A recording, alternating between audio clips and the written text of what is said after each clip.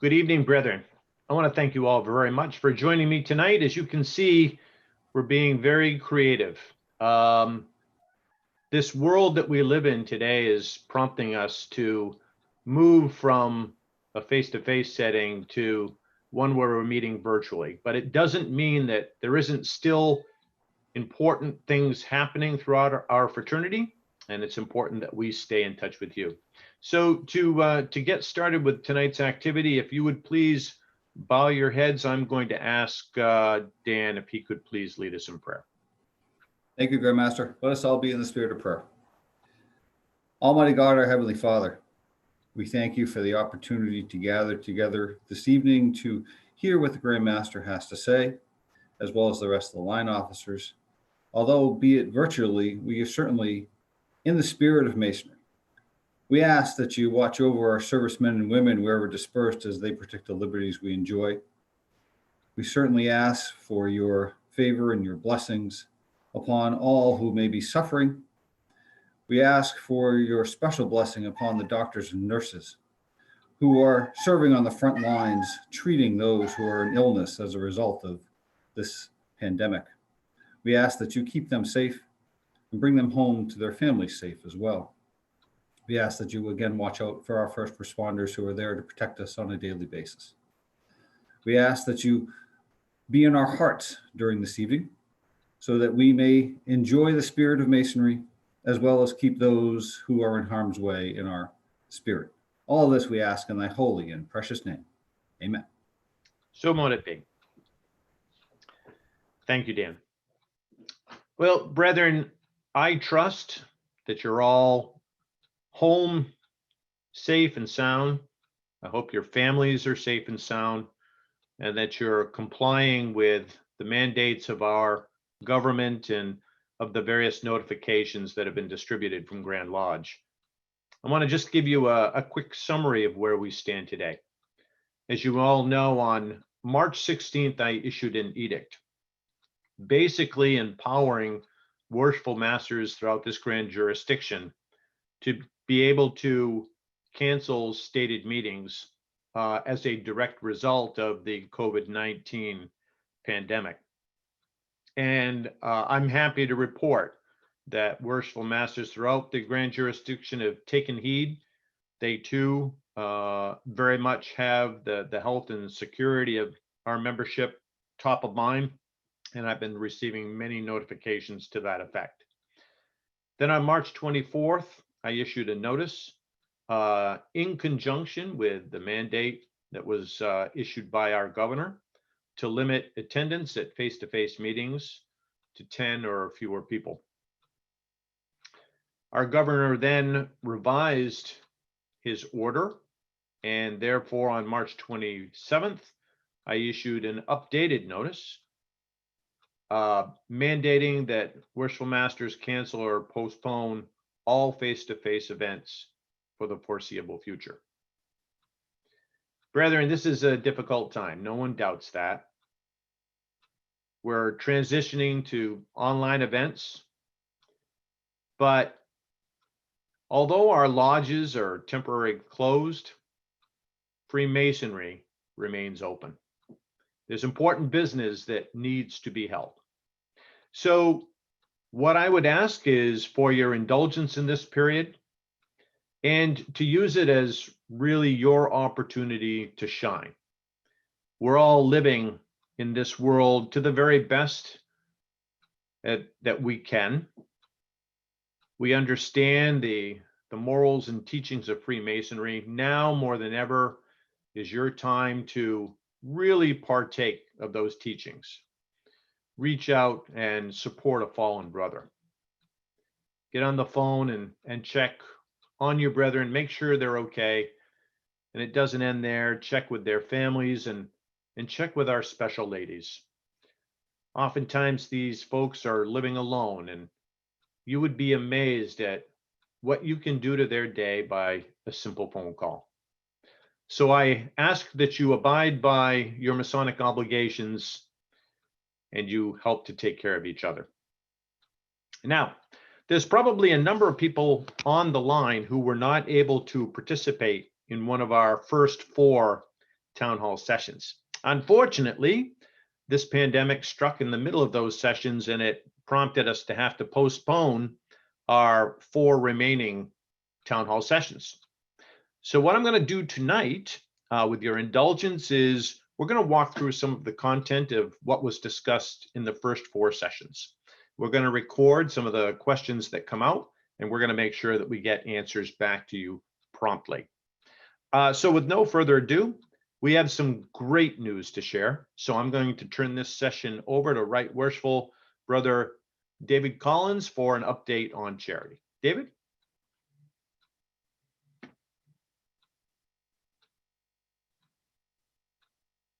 The charity fund drive continued through 12/31/2019. And at the end of the charity fund drive this year, we actually raised a net of $39,922 for the charity fund drive. This was a 16% increase over last year. So I thank all of you for your contributions to the charity fund drive. The thing I was very pleased about as well, brethren, as you heard me talk about at the Lodges of Instruction, along with in the charity fund drive letter, looking at increased participation. So the participation, brethren, in 2018, we were just a little over 10% of the brethren participating. This year, we were able to increase that to nearly 16% of the brethren participating. However, brethren, in the coming year, you're going to see us with our next charity fund drive. I would love to see that percentage of contribution continue to increase.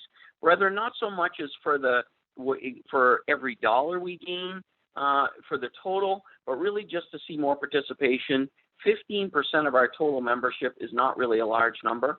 But again, it was a good drive. We did well. But in the coming year, I'd love to see more brethren just simply contribute $5 and just increase that participation. However, with that, we're going to be able to do some nice things this year as far as, though they'll be delayed in their presentations, things like scholarships we do, some of the charities we donate to.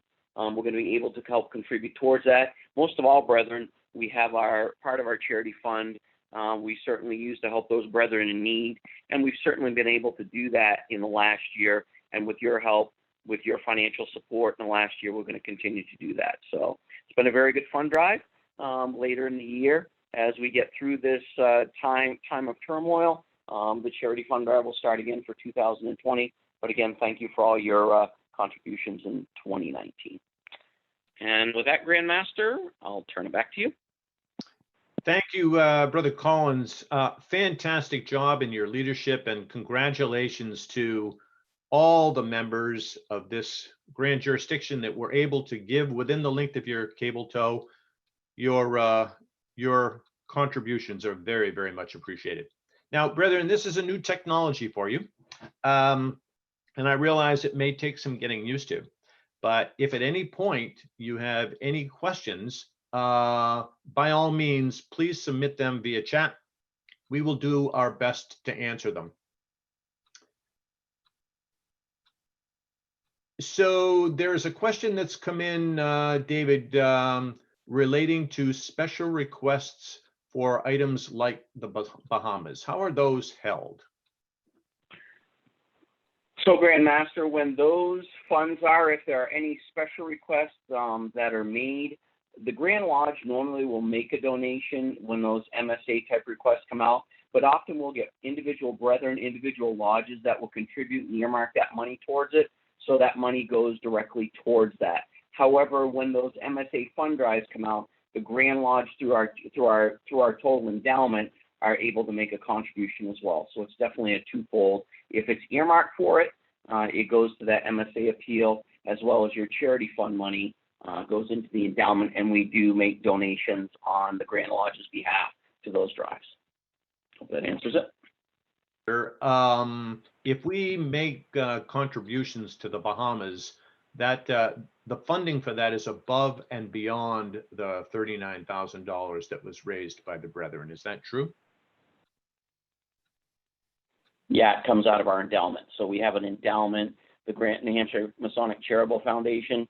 That money, we don't use all of that money that comes in through the charity fund drive. We earmark certain things, and the balance of that gets rolled into the endowment, so we're able to make those future contributions through our investments and through the gains we get through that. Very good. I appreciate that. Question for Dan, Brother Hotchkiss. I presume our Evergreen Place residents are okay.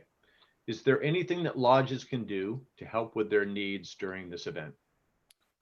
Thank you, Grandmaster. Yes, though the residents are just fine. I've gotten regular correspondence from Lynette Hand-Shoemaker, our CEO and president. They are doing well. And in fact, Evergreen Place has been, for the last 3 years, I believe, flu-free within the home because of the infectious disease practices that they do on a regular basis, which is really outstanding on their behalf.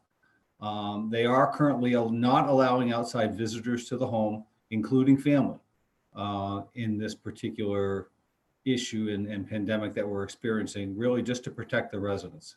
So they are doing well, and things seem to be okay for them.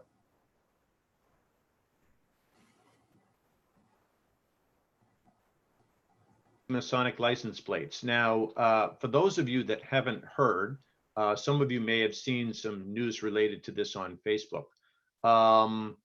There have been a number of brethren who've been working very closely with the legislature to try and introduce Masonic license plates for our uses. So, David, if you would be so kind as to provide a quick update on where we are with Masonic license plates. And the question specifically is, how will the charitable donations work with the Masonic license plates? So my brothers, the charitable donations, it's two separate items here. The Masonic license plates are an option that's going to be made available once the legislature continues their process. There's no funds that are being used from the charitable donations. That's two completely separate things. So on the Masonic license plates, Brother Sherm Packard and Brother Ken Weiler are pushing a bill through the state legislature to allow the Grand Lodge of New Hampshire Free and Accepted Masons to have Masonic license plates. You may have seen them from some other jurisdictions. What commonly you've seen in New Hampshire, they're a specialty plate called the decal plate. And a lot of the firefighters, volunteer and career firefighters have them on their plates. There's some other ones as well. So right now, the process is that it's went through the House of Representatives and it is passed. However, with everything going on right now, the state legislature is essentially suspended. So I suspect so all the bills in the state legislature are suspended. So once the state legislature starts to meet again, the bill in the House will go over to the Senate. I know Brothers Packard and Weiler fully expect full support in the Senate on that. So once they come back and get through that legislative process, that should be something we should actually see this year. The simple part of it is, if you want to know more about the plate itself, the numbering, how you get it, go on the New Hampshire DMV's website and actually look for the decal license plate. It will be something that will be administered, the decal itself, through the Grand Lodge office, if that helps. I also see another question coming back here. Do the cost of the plates assist the charitable fund? No, they do not. The costs do not. The cost for the plate is something any brother who wants to get a plate will do that. This is not like something, there have been some of these plates, like for example, the Moose license plate, where money was actually taken and actually goes towards a charity. That's very separate. These decal plates are just simply almost like a specialty type plate is what they are. No money goes back to us, nor does any money come from the DMV for us. Those Moose plates, and I think the state parks plates were those specialty ones. This is not that type of license plate. So I hope that helps answer that question, my brother. Grandmaster? Keep your questions coming, but at this point, I am going to turn the session over to Right Worshipful Brother Dan Hotchkiss. Brethren, what you heard a fair amount last year in our town hall meetings was a discussion on guarding the West Gate. And there's a very important aspect of that regarding a belief in a supreme being. So Dan, if I could please turn it over to you. Thanks, Grandmaster. Brethren, as the Grandmaster mentioned, this is really part of that guarding the West Gates process. Remember, on our petition for membership, there is a question as to whether or not the individual has a belief in a supreme being. That's a very important question to discover. And unfortunately, on the petition itself, it's really just a yes or no question.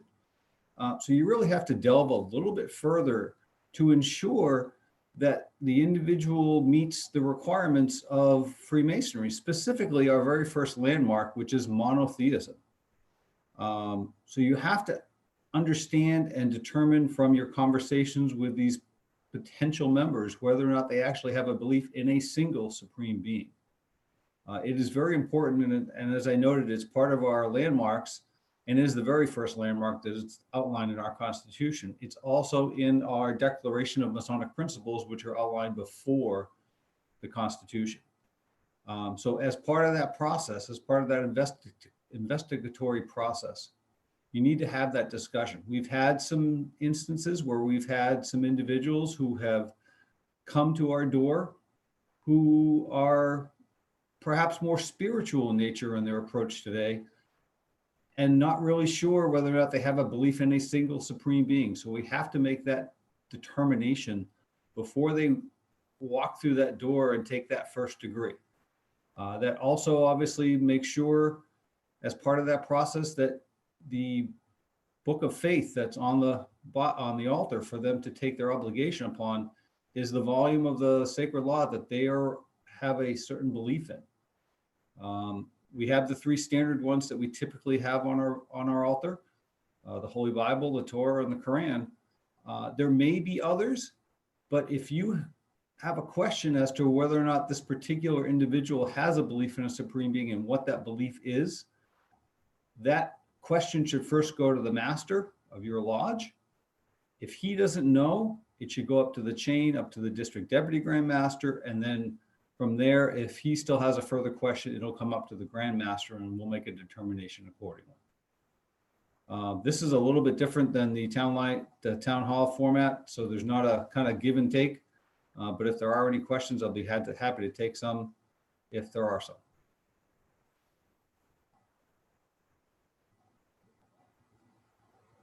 Questions coming in, Dan, but great job in explaining. I appreciate that.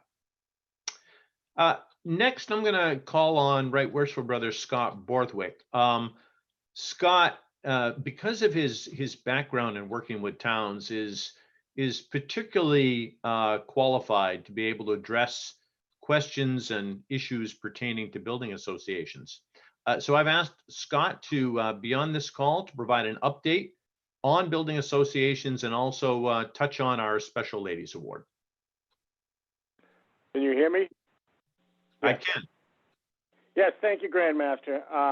So, first of all, we're in the middle of a high wind storm here. So if I cut out, it's because we lost power.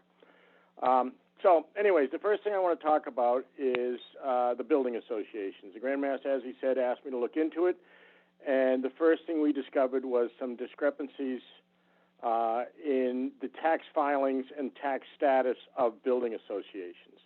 So a questionnaire was handed out at the first 4 town hall meetings, and then the questionnaires were mailed to each individual lodge that were supposed to be attending the last 4 town hall meetings. So each lodge by now should have this questionnaire, and it's just a simple 6 questions: the lodge name and number, the building association name, the tax status for each, and tax ID number. The question is, does your building association board of directors consist of members other than those of the lodge, such as from another lodge, appendant bodies, or non-Masonic entities? Is your lodge and building association current on its 990 filings? And does your building association do any fundraising other than collecting rent? These are all to address requirements from the IRS. This is not the Grand Lodge telling you that you have to do any of this. This is from the IRS. Also, we're dealing with a lodge where the individual who did all the tax research, all the abatements, and all the tax filings has left the lodge and has not turned over any of the information. And in the process, the lodge has lost their tax-exempt status with the federal government and their abatement with the town. So we want to make sure that doesn't happen to any other lodge. So the more people in the lodge that know this stuff, the better. So, any questions on that? Scott, quick question for the folks on the line. What's a 990? 990 is a tax form that is filled out by nonprofits, and it's basically if you have to record whether you've made less or more than $25,000 in your fundraising. If you've made more, then you have other filings to do. My lodge has never made more, so, or even close, so it's not been an issue. But it is required. Now, you're supposed to file it every year within 5 months and 15 days of the close of your lodge or association's fiscal year. So that's the time frame that has to be filed. Great. Thank you for clarifying. My understanding is it's about a 1 minute delay from the time we speak to the point at which our brethren, of which it appears there's now 85 people on this call, which is fantastic. It's about a 1 minute delay. So we may be getting a few questions coming in for you, Scott. But for the moment, there aren't any. So if you'd like, why don't you speak to special ladies? Okay, so in January, a letter was sent out to all the lodges with an application form for each lodge to submit to the Grand Lodge office what they've done for their special ladies over the last year. So far, we have received just 2. We really would like to hear what you're doing and taking care of your special ladies, especially now in this time of pandemic. A lot of your special ladies are elderly and live at home alone. They need the brethren to be checking in on them. And if you're doing that, we'd like to hear it. And we need to have that information by April 15th, as well as the questionnaire from the associations, which I forgot to mention. The deadline for that is also April 15th. So any questions on that?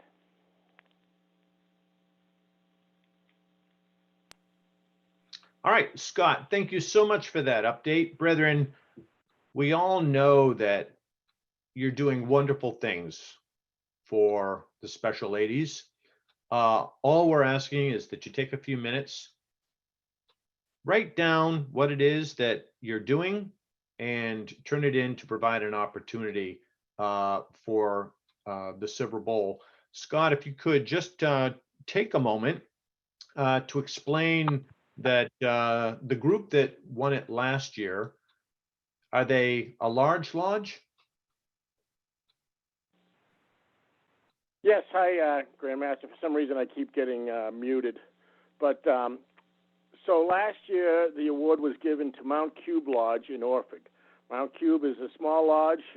It's a country lodge, but they were doing exceptional things with their special ladies. And in the past, they had never filed anything. And after Right Worshipful Brother Dave Collins talked when he was in charge of this committee, they submitted an application, and we determined that the work that they were doing certainly qualified them for the Paul Revere Bowl. So no matter what you do, we want to know. Very good. Scott, a question has just come in. How do we know the tax status of the lodge? We know it for our association, but they're asking about the lodge. It should be there with your 990 filings. If not, you can go on to the IRS and type in the name of the association, and it should tell you. One of the things I will mention is that, you know, we're looking at getting handouts from the government. They're looking at doing bailouts for businesses. When this all ends, the government's going to be looking for that money back. So it's important that all your tax statuses are filed correctly. Very good.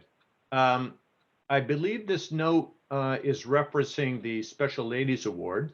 I have a note here that Winnipesaukee Lodge didn't receive the letter. Scott, if I could ask you please to work with our Grand Secretary offline and make sure that Winnipesaukee Lodge receives that. Absolutely. All right, terrific. Scott, I may be calling on you again, but it appears that that's it for the questions for now. So, brethren, the next topic that I would like to speak to you about is the understanding of and adherence to our Grand Constitution. So, brethren, during a part of the installation ceremony that's held at each lodge, at one point during the installation of the worshipful master, there's a statement made along the lines of the Constitution, cause it to be read in your lodge, that none may pretend ignorance of the excellent precepts it enjoins. Brethren, our Constitution is a wonderful document. It is the foundation upon which we operate.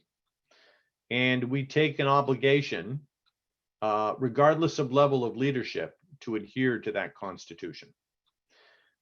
There have been some problems that have occurred of late where lodges didn't necessarily abide by the Constitution.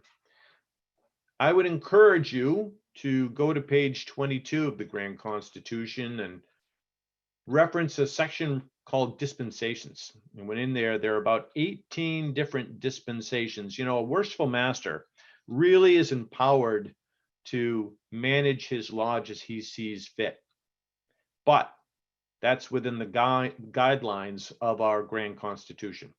So when he wants to do something that perhaps may be on the edges of his boundary of authority, what he should do is to go in and reference page 22, look at those 18 items of dispensation and find the applicable item, and then issue an email to myself and our Grand Secretary requesting dispensation to do something. Perhaps it's to wear Masonic regalia during a parade.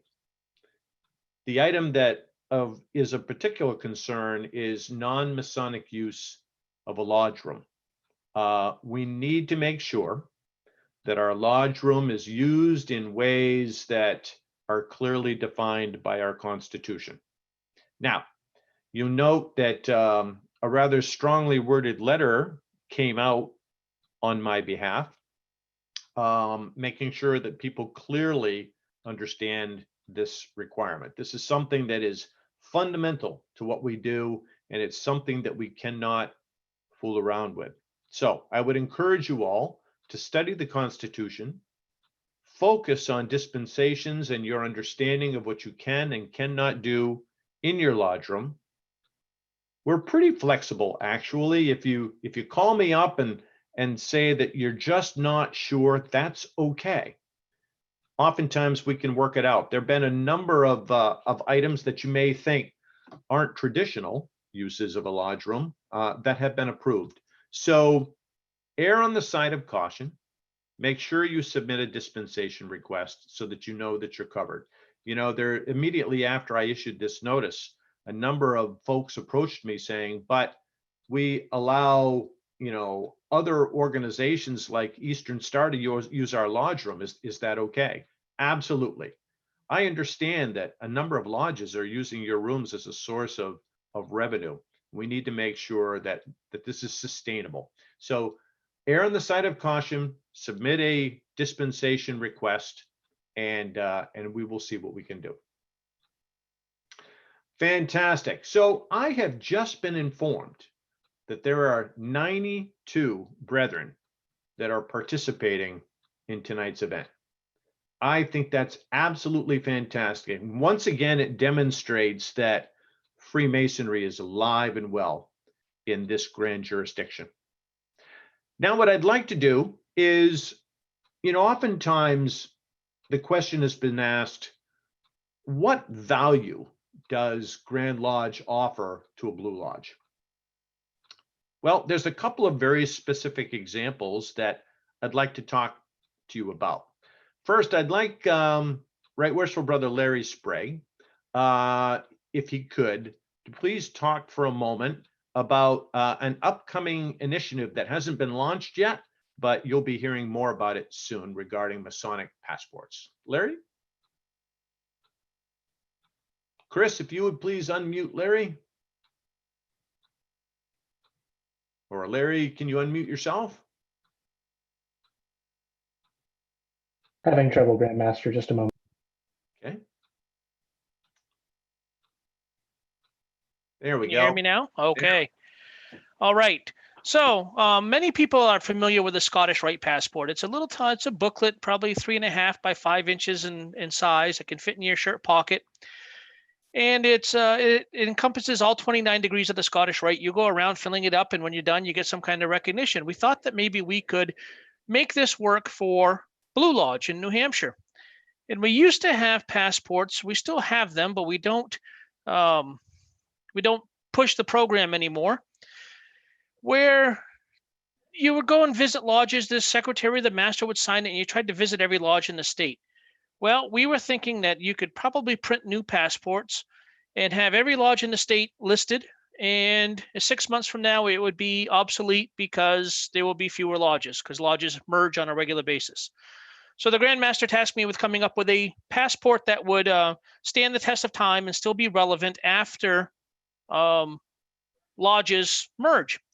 So I came up with an idea of this being presented to a new Master Mason on the night of his raising, and the items that include in it that are the tasks, if you want to call them that, would be to witness an EA degree, witness a Fellowcraft degree, witness a Master Mason degree, visit any lodge in the 1st district other than your own, any lodge in the 2nd district other than your own, so on up through the 8th, to attend a table lodge, a ladies at the table, an installation of officers, a DDGL's inspection, a DDGM's visitation, an education program put on by the EdCom, and a lodge of instruction, the annual and the semi-annual.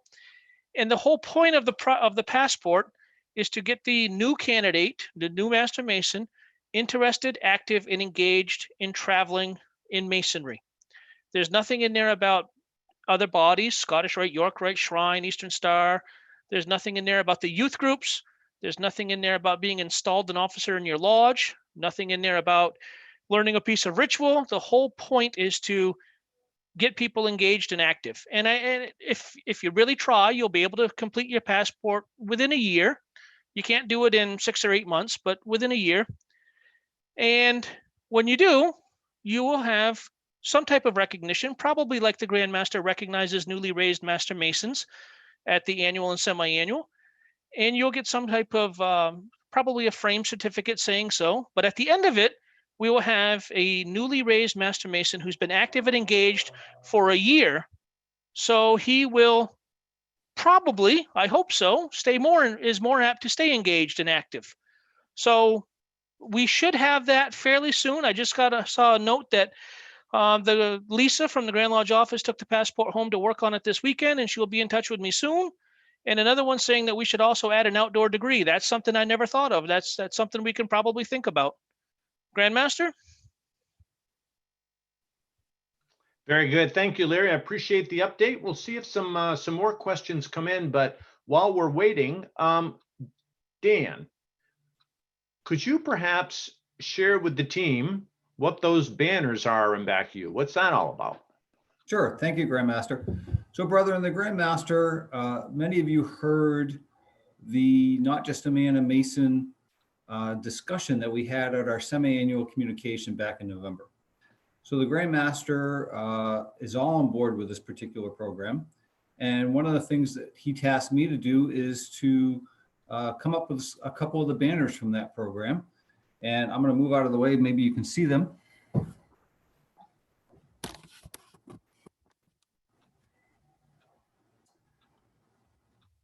So what we've done is we've done a couple of the standardized banner, but we've customized them particularly for the Grand Lodge of New Hampshire. So at the very top of the banner says Grand Lodge of New Hampshire, free and accepted Masons with our seal, as well as included on the banner is our website address, as well as our Facebook address. These particular banners were going to be at various events, whether it be the annual or semi-annual communication, as well as other locations as we have events throughout the jurisdiction. And our hope obviously is to encourage interest and promote Freemasonry within New Hampshire. So Dan, if someone wanted to order one or more of these banners or similar brochures for their own lodge, how did you get these? If you go to notjustamanaMason.org, you will be directed to the various materials that they have on that particular website. And if you need to send a message to an individual there, you can email them. They'll promptly respond back to you so that you can customize these banners specifically for your lodge. Are they expensive? These particular banners are about $120 a piece, but they also have other materials available that you can utilize that are free. Fantastic. Terrific. Dan, I appreciate that update. We'll see if more questions come in on that topic. But David Collins, along the lines of providing value to the membership, you have initiated a new program developing Masonic leaders in our grand jurisdiction. And I know that you've got something further planned in the future. Could you perhaps speak to for a moment about what this program is all about?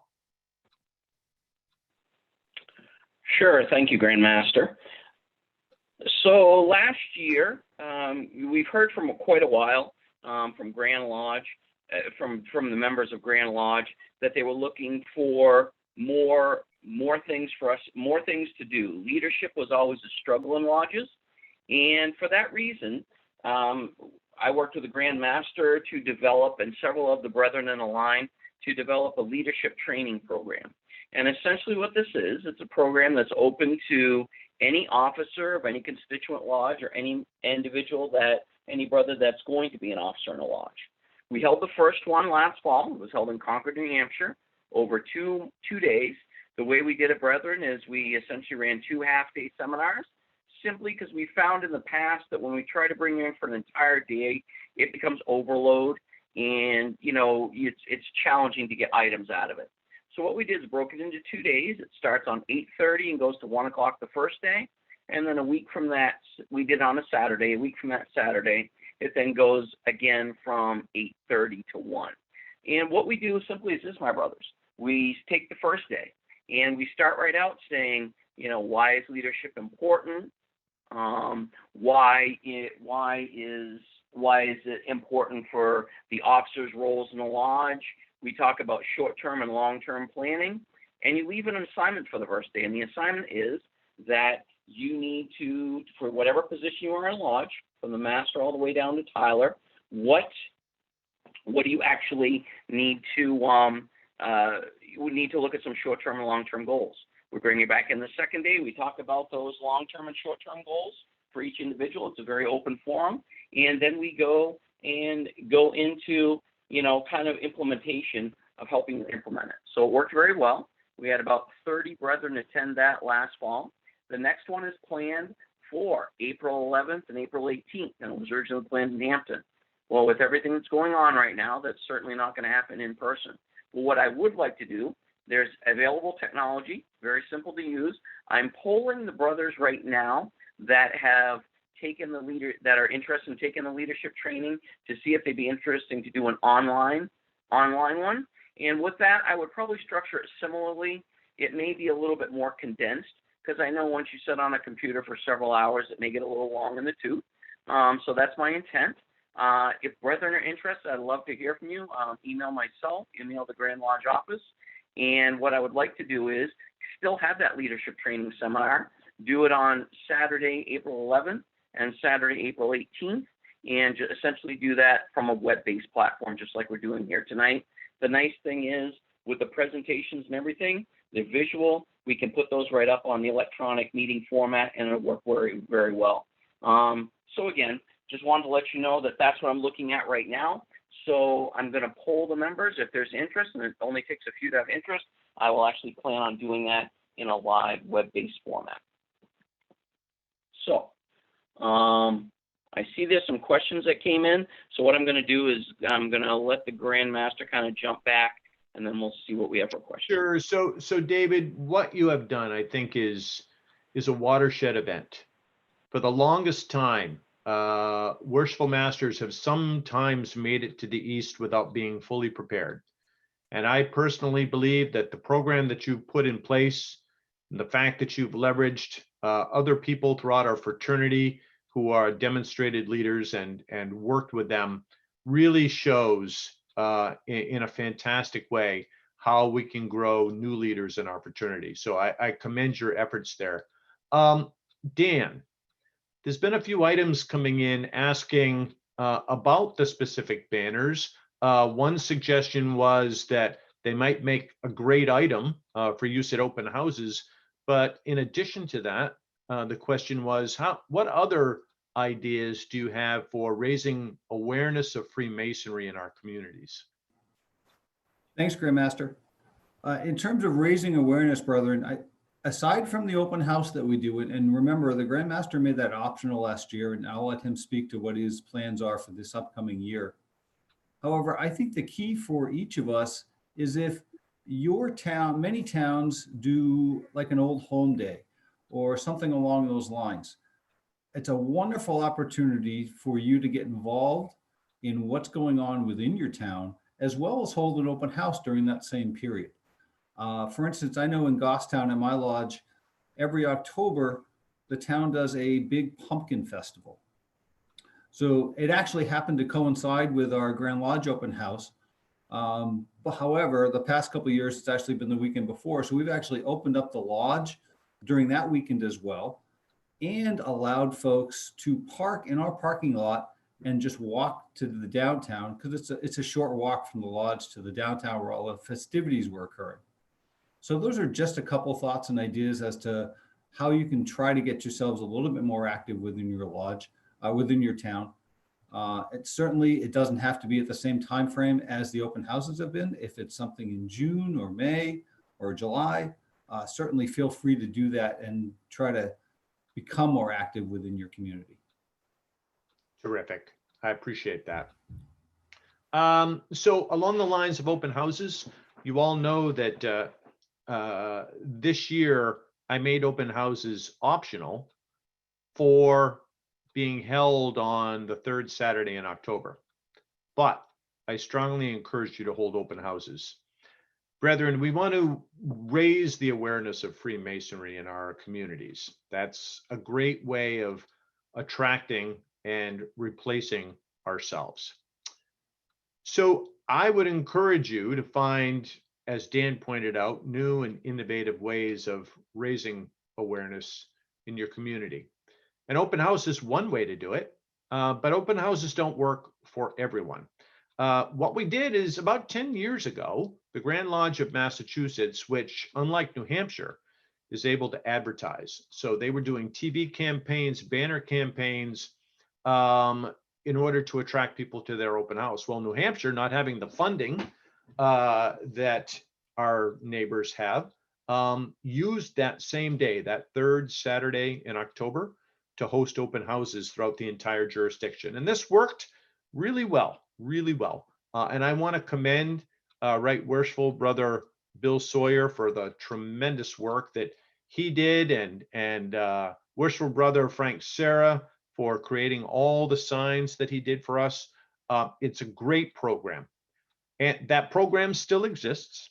You're still able to do open houses, and our communications committee stands on the ready, willing to support in any strategic manner that you wish. If you're not quite sure how to go about hosting an open house, they're able to help you strategically in how best to make it happen, because frankly, they're all marketing experts. They're a great resource for you to call on. I have an awful lot of respect for Scott and Chris and Ryan. They're terrific people. They're great brethren. Please, by all means, leverage their skills. A couple other things that came up. So we have a question, Dan.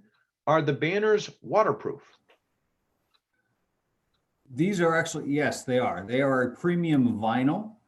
They were actually printed through Vistaprint, which was the recommended vendor by Scottish Rite. And these are, like I said, they are premium vinyl, so they would be weatherproof. Very good. Thank you. So the next question is, how could we supplement learning from degrees or gaining Masonic knowledge in this time of social distancing.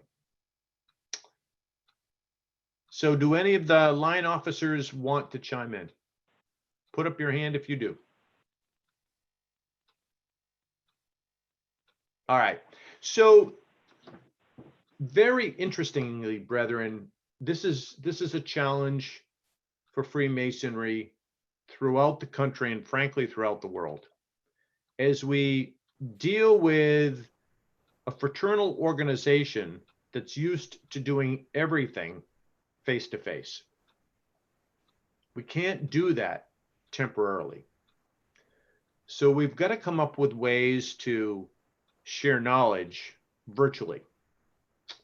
Now, my mandate is that I have no issue with using technology such as we're using today to stay connected with your brethren and to share information, to continue to mentor your brethren with Masonic education. And in fact, there are some very specific examples of that happening. I sat in on an event hosted by the 2nd District recently where they effectively held a master's class for a group of people. And I also sat in on a Masonic education function that was hosted by Right Worshipful Brother Flynn that was absolutely fantastic. It included brethren from both the 2nd and 5th districts, and it was very well received.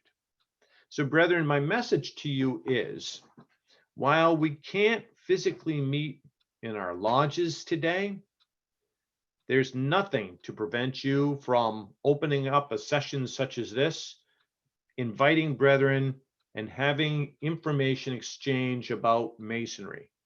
What is Masonry? What's its foundation? How did it come to be? What are the meanings of the rough ashlar and the perfect ashlar? This is a great opportunity for you to contact your district deputy grand education officer and ask if he might be able to host a session for you. It's also a great opportunity for you to study your ritual. One of my pillars is ritualistic excellence. Well, this is a great chance, especially on a day like this where it was raining all day, it's difficult to go outside. Now would be a great time for you to pick up your ritual and make sure you're staying on board with it. So those are just a few of the suggestions of things that you could do to help keep that light of Freemasonry lit. Next question. Online leadership training is perfect. I guess that wasn't a question, that was a comment. So congratulations, David. I'm sure most of the newer men from my lodge would really love the passport idea. They love to travel. So Larry, I think you've really hit upon something here. I know through my decades of Freemasonry that there's something special about being in your own lodge and seeing how your lodge does ritual or meetings or whatever special events may be held there. But it's extended that much further when you go outside the 4 walls of your lodge and you visit someone else. I can't tell you enough how I've personally witnessed new Masons who have traveled and have become enriched as a result of doing so. Brethren, I can't encourage you enough. Get out there once all of this stuff goes away and you're able to physically go to another lodge. I would encourage you to travel, go and see how it's done. The passport is just one form of incentive to help you get there.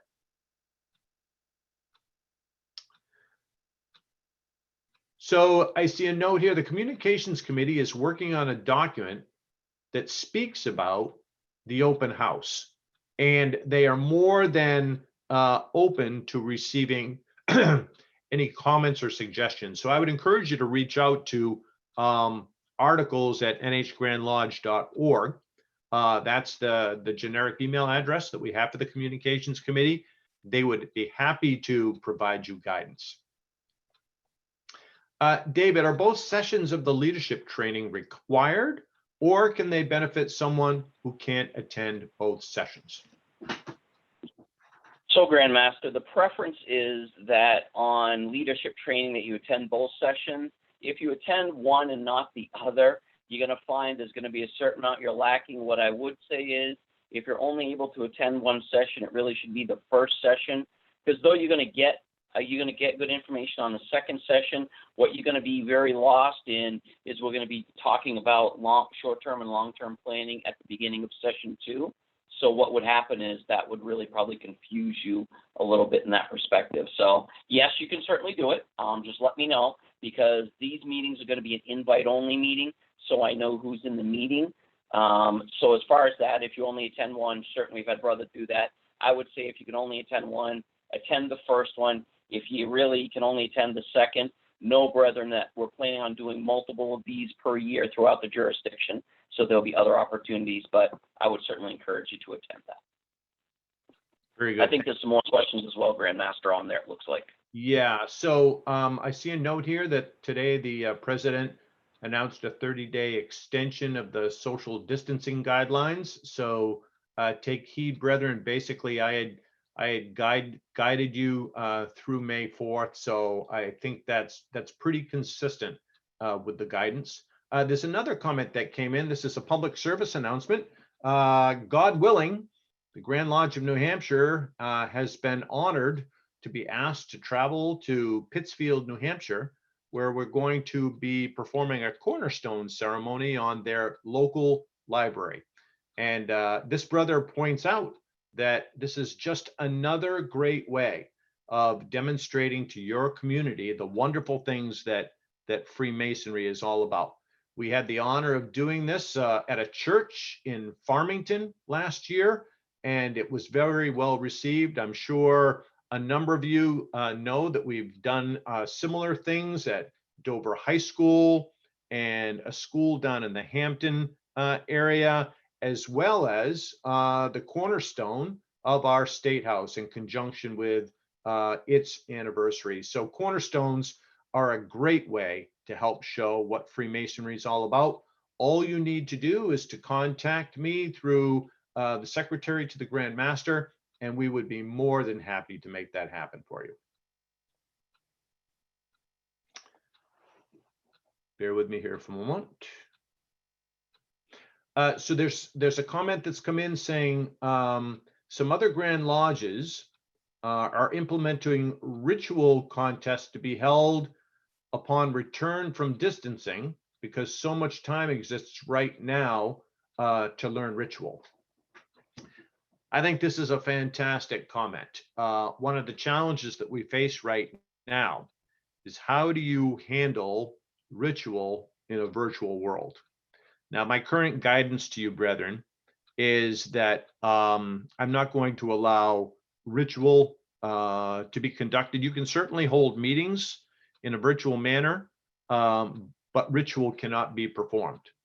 I will tell you, there is a District Deputy Grand Lecturers meeting upcoming on the calendar this week, and this will be one of the topics of conversation. I need to be open-minded. Something else you should know is that as Masonic leaders today, the Grand Masters of the New England states came together and decided that tomorrow evening we're all going to meet in a similar fashion, and we're going to kind of compare notes on the challenges that each of us faces. Now, understand that each Grand Master manages their own jurisdiction unto themselves, but we all share common concerns. So we're all going to get on Zoom, and we're going to talk through a little bit what some of those concerns are, hear what other Grand Lodges have implemented to see if there might perhaps be a lessons learned. So stay tuned for more news on that. Considering current circumstances, wouldn't a face-to-face stated meeting via video conference be better than no stated meeting at all? So this is again something that I need to ponder. I will be absolutely frank with you, brethren. Many lodges in this jurisdiction go dark in July, and August. And what I really don't want to see, depending on how long this pandemic goes, I don't want to see worshipful masters canceling stated communications in March, April, May, and then perhaps June, such that they go nearly 6 months without holding a stated communication. I am deeply in thought on how to deal with that issue.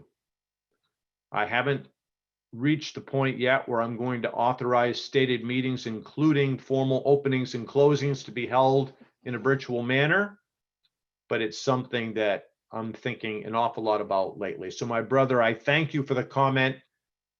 I promise you that I will get back to you with my decision on how best to deal with this challenging issue.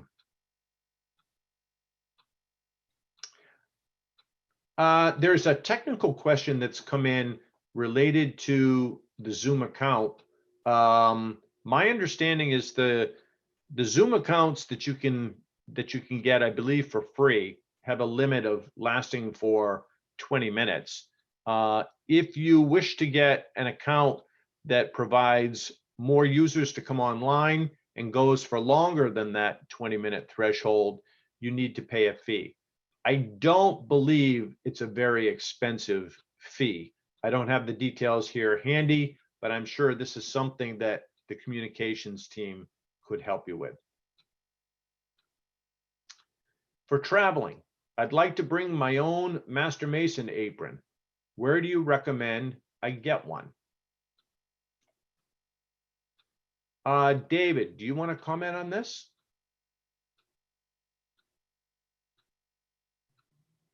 Sure.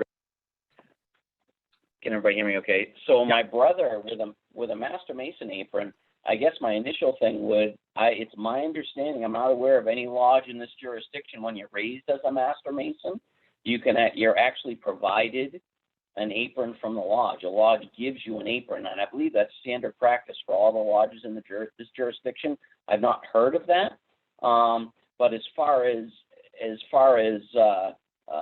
where you would get one if you do not have one, I mean, certainly most lodges have an array of white aprons. If you want to get a nice white leather apron, there are many vendors out there that you could certainly go on and purchase an apron from. So I guess that's my question. The lodges all have aprons that were there, but if you, as a Master Mason, if you're not given one, I believe that's standard practice for all lodges in this jurisdiction. I've not heard of that being different. But there are certainly vendors. You can buy your own apron if you want as well to travel with. That's your choice, my brother. You can get a case as well for it. I know most of the lodges that present it's probably sometimes given in two. You can get cases from vendors out there. There's plenty of them online. The only thing I will tell you right now, some of the fraternal vendors out there, because they're small companies and they're in places where they've actually been shut down because of the stay-at-home order. So it may be a little bit of a delay in getting them, because I've got notices from several of the vendors advising of that. So. All right, thank you, David. And then there's another question for you as chairman of our charity committee regarding matching funds. Can Grand Lodge put the name of the constituent lodge on the check so we can get visibility within the local community? Yeah, so my brother, I will tell you, the check that comes to the lodge comes from the New Hampshire Masonic Charitable Foundation, because that's where the check is being drawn upon.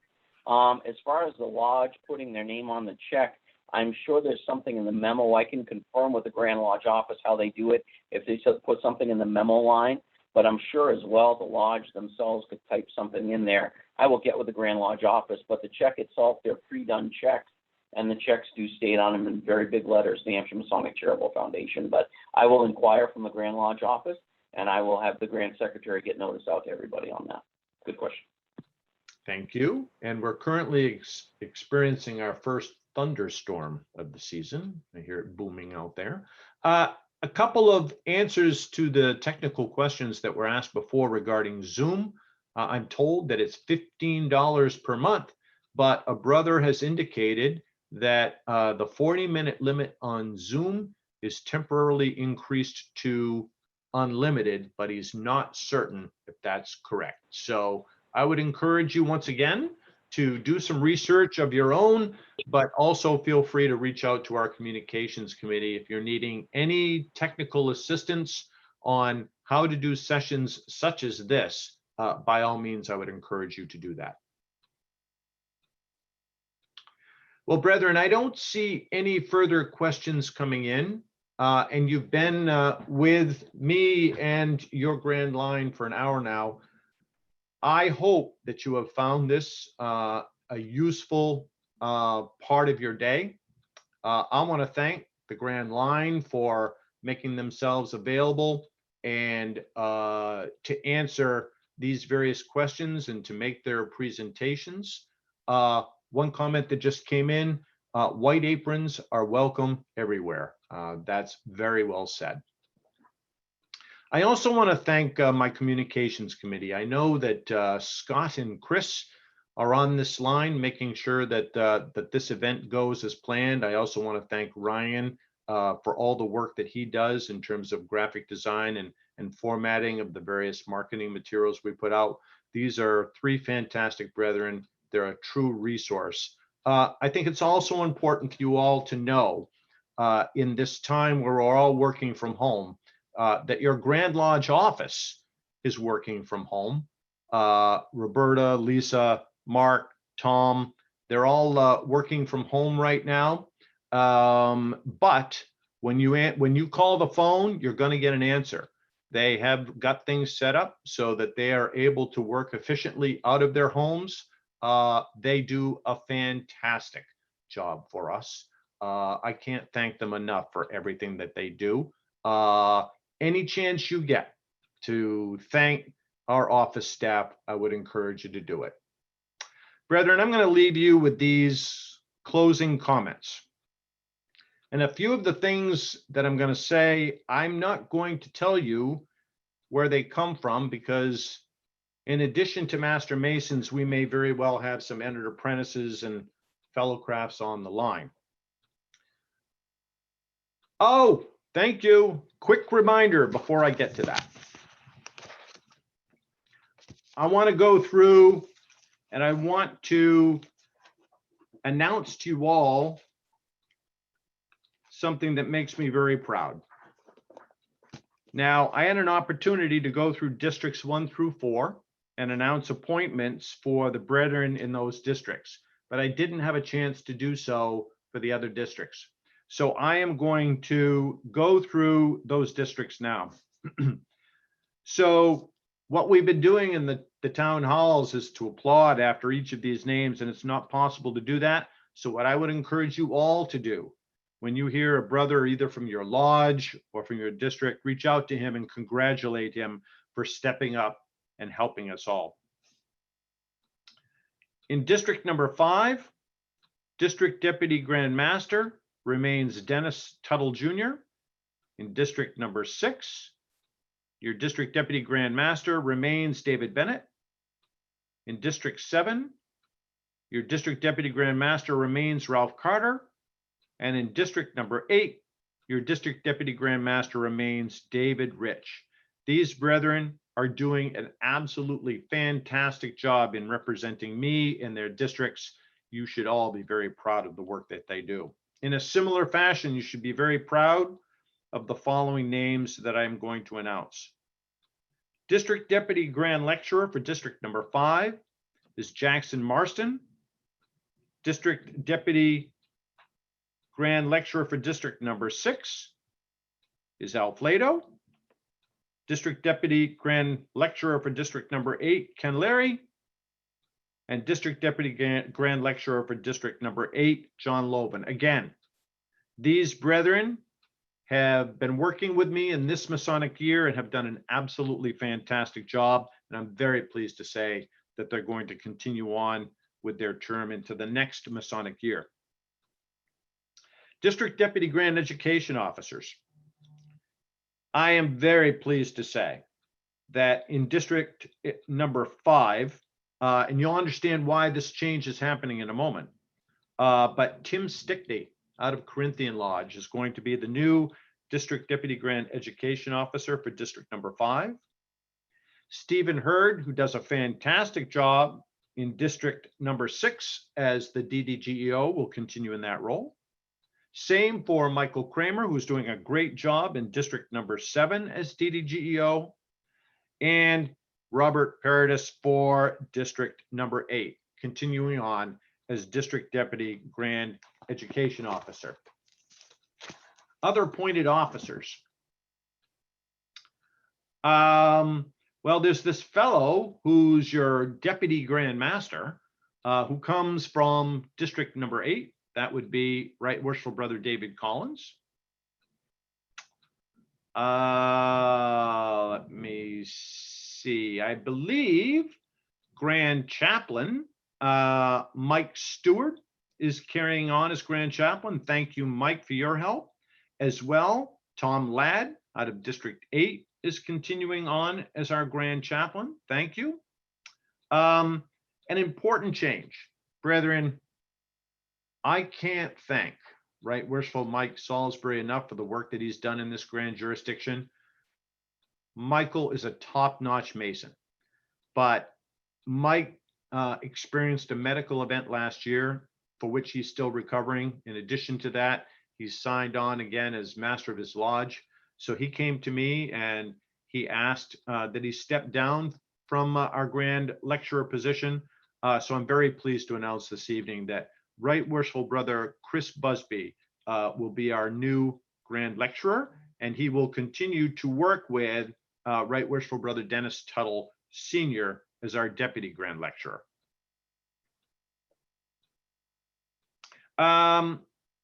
Again, I can't thank Right Worshipful Brother Tom Lau enough for the work that he's done. Tom's a great guy, and he's worked very, very hard through the quarries of Freemasonry, working his way up to Grand Secretary, Deputy Grand Secretary. But Tom has asked for and deserves a well-deserved break. So Tom is going to be stepping down as Deputy Grand Secretary, and stepping up in his place will be Right Worshipful Brother Dave Cumming out of Winnipesaukee Lodge. So congratulations to Dave and thank you. I'm going to reiterate my secretary to the Grand Master because this man does an absolutely fabulous job, and I've known him since I was a teenager through DMLA, and that is Herb Carpenter, secretary to the Grand Master. Again, out of that region of the world, Grand Steward, oh, it's booming out there. Grand Steward, John Alden. John is a wonderful man. He's done a fantastic job for me, and I am so pleased that he's carrying on his work. As well, out of Mount Lebanon Lodge in Laconia, our Grand Sword Bearer, Right Worshipful Brother Craig Shippey, has again agreed to carry on, and I very much appreciate that.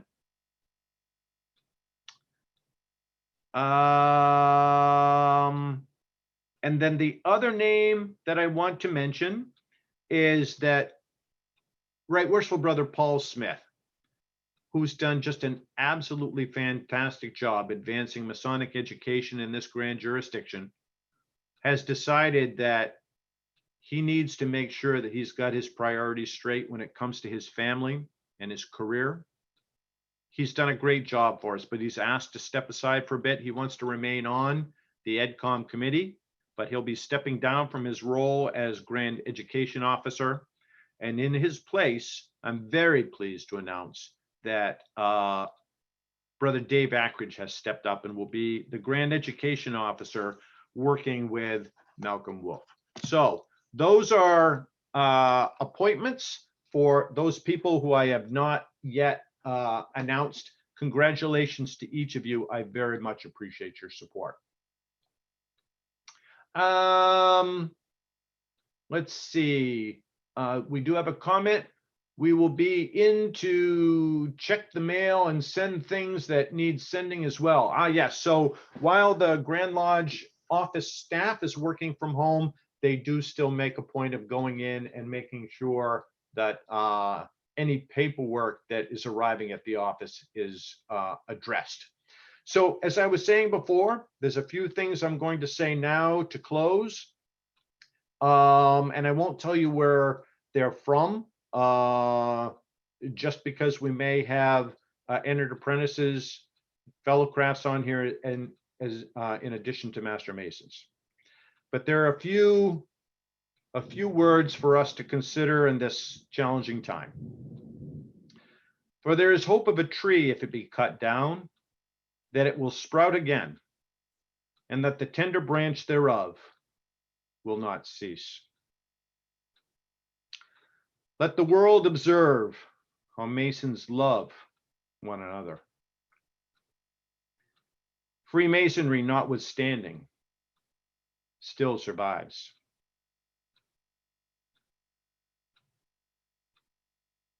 Wait a time with patience.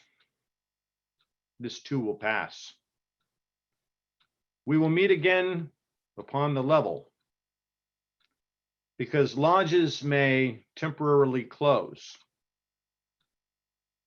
but Freemasonry will forever remain open. My brethren, this is a time for us all to truly appreciate what Freemasonry means to us.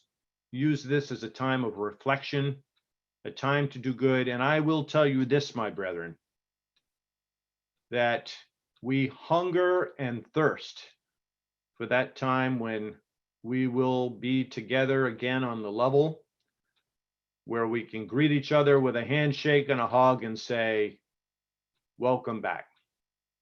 So with that, my brethren, I thank you so very much for your time this evening. Please, please stay safe.